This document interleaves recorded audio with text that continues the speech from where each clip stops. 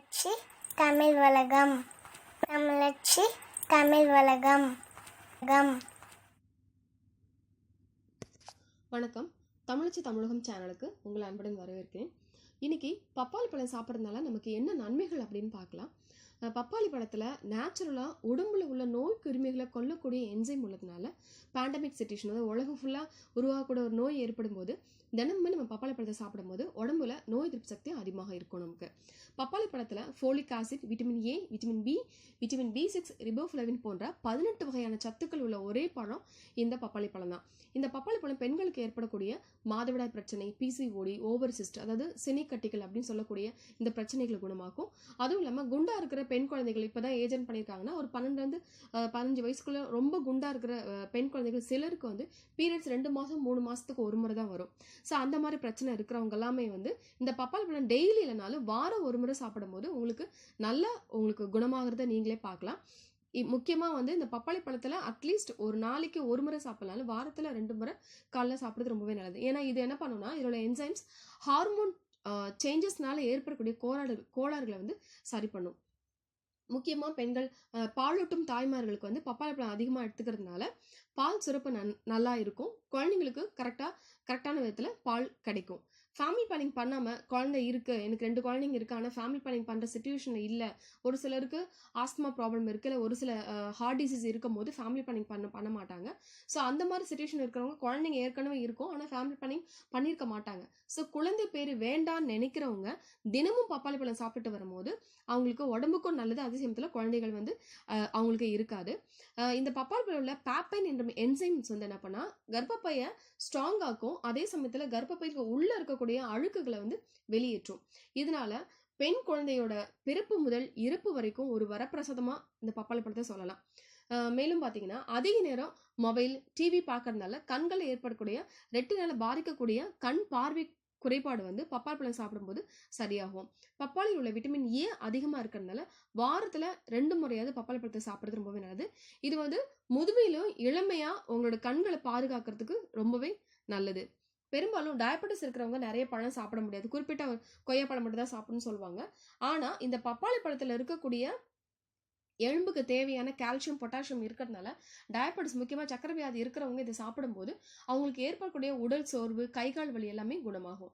டயபெட்டிஸ்னு இல்லை, hyper tension, calcium deficiency, kidney stone, இந்த மாதிரி டிசீஸ் இருக்கிறவங்க கூட பப்பாளி பழம் சாப்பிடும்போது இதில் இருக்கிற என்சைம்ஸ் தான் உடலுக்கு ரொம்பவே ஒரு தெம்பை கொடுக்கும்.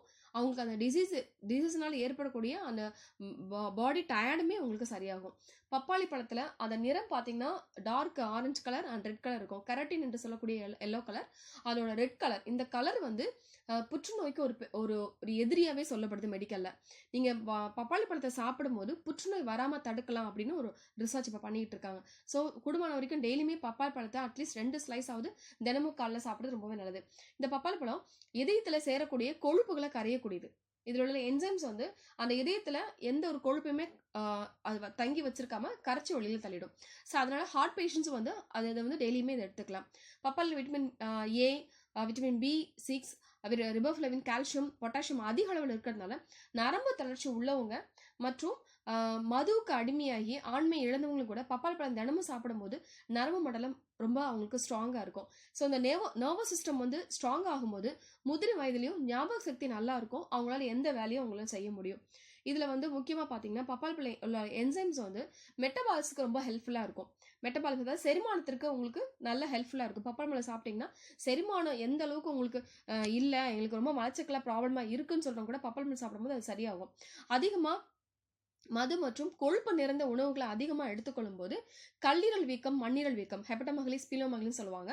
ஸோ இது ஏற்படும் போது இந்த பப்பாளி தொடர்ந்து சாப்பிடும்போது அதுக்குண்டான அந்த இன்ஃப்ளமேஷன் கூட உங்களுக்கு சரியாகும், அந்த கல்லீரல் வீக்கம் கூட உங்களுக்கு சரியாகும்.